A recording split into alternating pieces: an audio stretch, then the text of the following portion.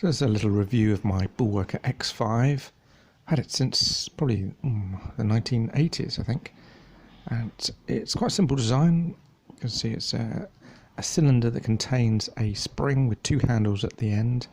And on either side, there's a strap which sort of holds the whole unit together. It's a thick, double-banded nylon strap. And you can pull the straps, as I'm demonstrating here, and that compresses or pushes down the handles, compresses the spring and then the central column. Alternatively, you can squeeze the handles together like I'm demonstrating.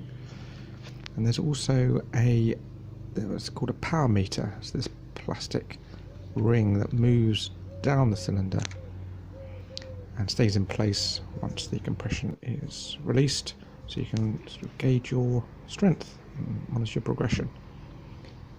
Now move into just a short sequence of various exercises that you can do with the Bullworker. Here I'm doing an exercise which targets the chest muscles, and I'm just demonstrating that can be used sort of isotonically, so with movement, and isometrically, so you'll see at the end I'm just holding it for a sort of 5-second contraction.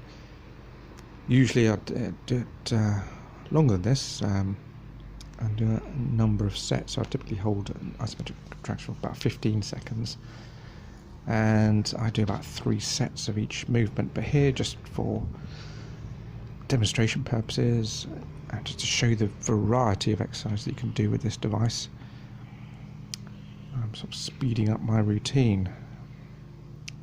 So a number of exercises that you can do. This one here, with the bicep curl and tricep push down, you're actually exercising 2 muscles at the same time, so it's quite a efficient way of working out. This is quite an old Bullworker. It's one of the earlier models, as I say, from the 1980s. More modern ones are much more ergonomically designed. I'll put a link down in the description. But they have lovely sort of cupped handles which really mould to the hand, and rather nylon straps which I find can dig into the hands. You've got 2 handles that are there that again, wonderfully ergonomically designed, really comfortable, and you can sort of hold onto them and move them apart. So here I'm sort of demonstrating a shoulder exercise, moving into like an archer type movement for the upper back. And really there's literally dozens and dozens of exercises you can do using this device. It's very versatile.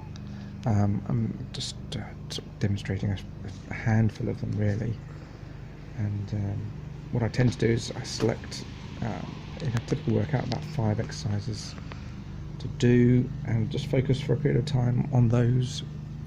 So it might be one for the chest, the back, the arms, the legs, the sort of major muscle groups, and select an exercise for each of those groups, and then just focus on that for a period of time until I start to sort of get a bit bored with the routine, and then I select a different exercise, and that's how I keep variety going.